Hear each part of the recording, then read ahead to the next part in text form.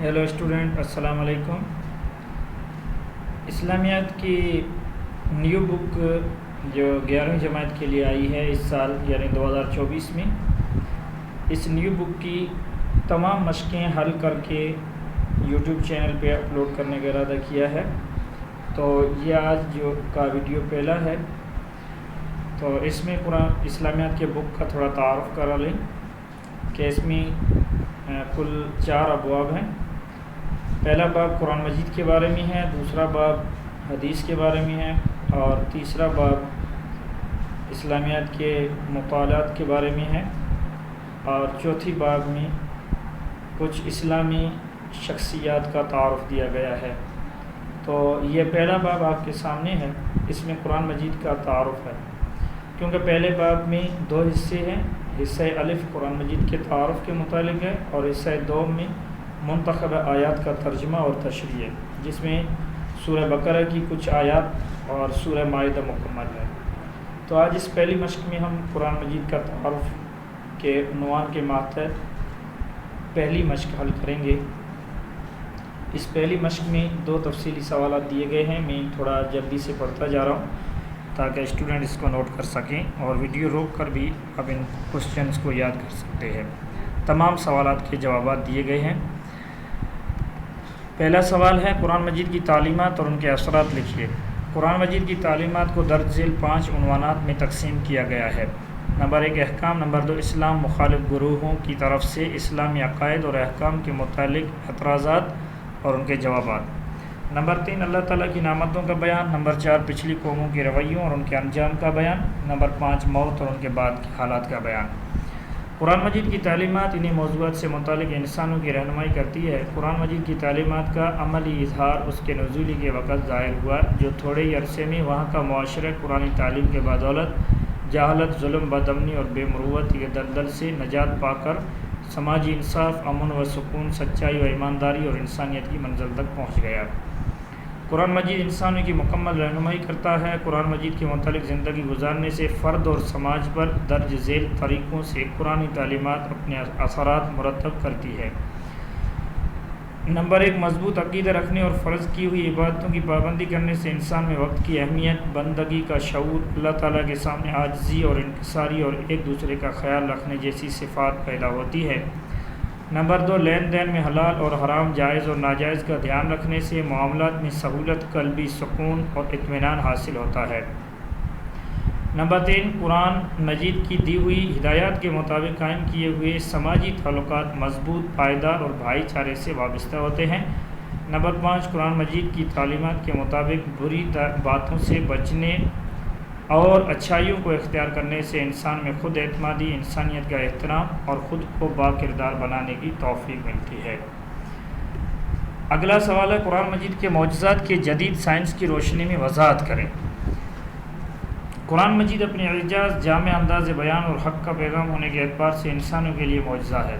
قرآن مجید کی بہت سی آیات میں سائنسی حقائق نہایت جامع اور واضح انداز میں بیان ہوئی ہے، جنہیں جدید دور کی ٹیکنالوجی نے تحقیق و تلاش کے بعد دریافت کیا ہے۔ مرج البحرین والا معجزہ، یہ الف غلطی سے لکھا گیا ہے، مرج البحرین والا معجزہ۔ مرج البحرین کا مطلب ہے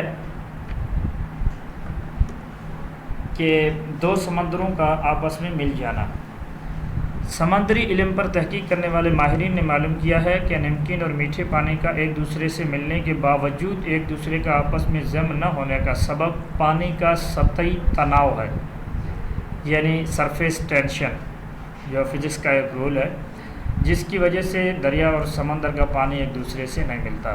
قرآن مجید اس بات کو یوں بیان کرتا ہے، ترجمہ سورہ رحمان کی آیت دی ہوئی ہے، 2 دریاؤں یعنی کھارے اور میٹھے کو رواں کیا تو آپس میں مل کر بہتے ہیں، ان دونوں کے بیچ میں ایک پردہ ہے، وہ اپنی حد سے تجاوز نہیں کرتے۔ دوسری دلیل، کائنات پھیلتی رہتی ہے۔ 20ویں صدی کی شروع تک کائنات کے متعلق سائنسدانوں کا تصور تھا کائنات ایک خاص بناوٹ رکھتی ہے اور ازل سے موجود ہے، لیکن 1929 عیسوی مشاہدے سے بات ظاہر ہوتی ہے، ساری ستارے اور کہکشائیں مسلسل ایک دوسرے سے دور ہو رہے ہیں۔ یہ بات کائنات کے مسلسل پھیلنے کی حقیقت کو ثابت کرتی ہے۔ قرآن مجید نے کئی 100 سال پہلے یہ بات اس انداز سے بیان کر دی ہے۔ ترجمہ ہے، اور آسمان کو ہم نے اپنی قوت سے بنایا ہے اور بے شک ہم ہی اس کو وسعت دے رہے ہیں، یعنی مسلسل وسعت دی جا رہی ہے۔ تیسرا معجزہ انگلیوں کے پوروں کے نشانات۔ دنیا میں ہر انسان یہاں تک کہ جڑواں بچوں کے انگلیوں کے نشانات الگ الگ ہوتے ہیں۔ قرآن مجید صدیوں پہلے اس کی وضاحت کر چکا ہے۔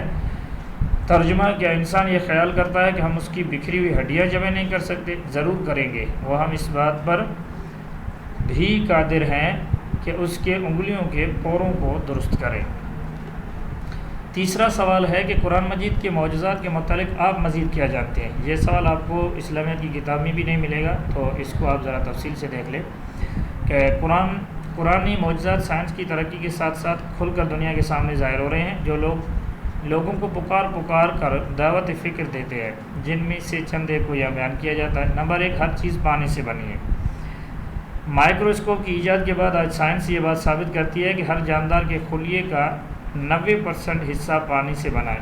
خلیہ یعنی سیل کا 90% جو ہے وہ واٹر ہوتا ہے، لیکن قرآن نے یہ بات 1400 سال پہلے ہی کہہ دی ہے۔ ہم نے ہر جاندار کو پانی سے پیدا کیا، پھر تم ایمان کیوں نہ لاتے؟ نمبر 2، لوہا باہر سے لایا گیا ہے، یعنی اس کائنات کا حصہ نہیں ہے۔ لوہا اس زمین کی پیداوار نہیں ہے، یہ باہر سے لایا گیا ہے۔ سائنس اس بات کو اب ثابت کر رہی ہے کہ ہزاروں سال پہلے خلا سے ایک میٹوریٹس زمین پر مارا گیا، جس سے زمین پر لوہا پھیل گیا۔ اللہ نے قرآن مجید میں یہ بات پہلے ہی بتا دی۔ ہم نے لوہا لوگوں کے فائدے کے لیے اتارا، جس میں بڑا ہی زور ہے۔ نمبر 3، آسمان محفوظ چھت ہے۔ سائنس اس بات کو ثابت کر رہی ہے کہ آسمان ہمارے درجہ حرارت کو کنٹرول کرتا ہے۔ سورج کی ایسی شعاعیں جو زمین کے لیے نقصان دہ ہیں، آسمان پر موجود لیئر ایسے نقصان دہ شعاعوں کو روک لیتی ہے، جیسے ہم اوزون کہتے ہیں۔ جبکہ قرآن مجید میں اللہ تعالیٰ ارشاد فرماتا ہے، اور ہم نے آسمان کو ایک محفوظ چھت بنا دیا، مگر یہ اس کی نشانیوں کی طرف توجہ نہیں کرتے۔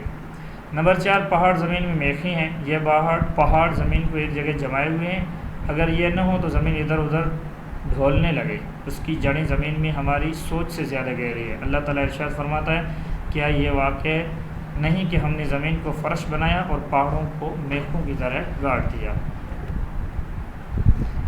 اس کے بعد مختصر سوالات ہیں۔ پہلا سوال ہے، قرآن مجید کی لغوی اور اصطلاحی معنی کیا ہے؟ لفظ قرآن قرأ سے ماخوذ ہے، جس کے معنی ہیں پڑھنا۔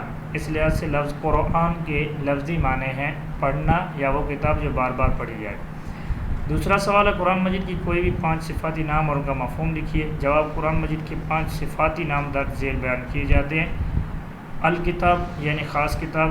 قرآن مجید اہم بنیادی باتوں پر مشتمل ہے، پچھلی قوموں کے واقعات، عبرت اور نصیحت بھرے قصے اور شرعی احکام وغیرہ۔ الفرقان، فرق کرنے والی۔ قرآن مجید حق اور باطل، مسلمان کافر اور منافق کا فرق بیان کرتا ہے۔ الذکر، نصیحت۔ قرآن مجید نصیحت اور خیر خواہی کے ساتھ ساتھ اللہ تعالیٰ کے عذاب سے ڈرانے والی کتاب ہے۔ التنزیل، معنی نازل کردہ ہے۔ قرآن مجید حضرت جبرائیل علیہ السلام کے ذریعے مرحلے وار نازل کیا گیا ہے۔ الشفا، معنی تندرستی۔ قرآن مجید ساری جسمانی اور روحانی بیماریوں مثلا کفر و نفاق، جہالت، حسد کے لیے شفا ہے۔ اس کے بعد 2 MCQs دیے گئے ہیں کہ لفظ قرآن کے معنی کیا ہیں، تو اس درست جواب الف یعنی پڑھنا ہے۔ دوسرا سوال دیا گیا ہے کہ الفرقان کے معنی کیا ہیں، تو درست جواب با یعنی فرق کرنے والی کتاب۔ تو یہاں تک پہلی مشق تھی، اور جس اسٹوڈنٹ کو پہلی مشق جو ہے یہ PDF میں چاہیے تو آپ کمنٹ باکس میں ہمیں جو بتا سکتے ہیں، تاکہ آپ ہم سے رابطہ کریں تو آپ کو انشاءاللہ یہ پہلی مشق جو ہے حل شدہ ہے PDF میں بھی مل سکتی ہے۔ اللہ حافظ۔ دوسری جو ہے مشق کا انتظار کیجیے گا۔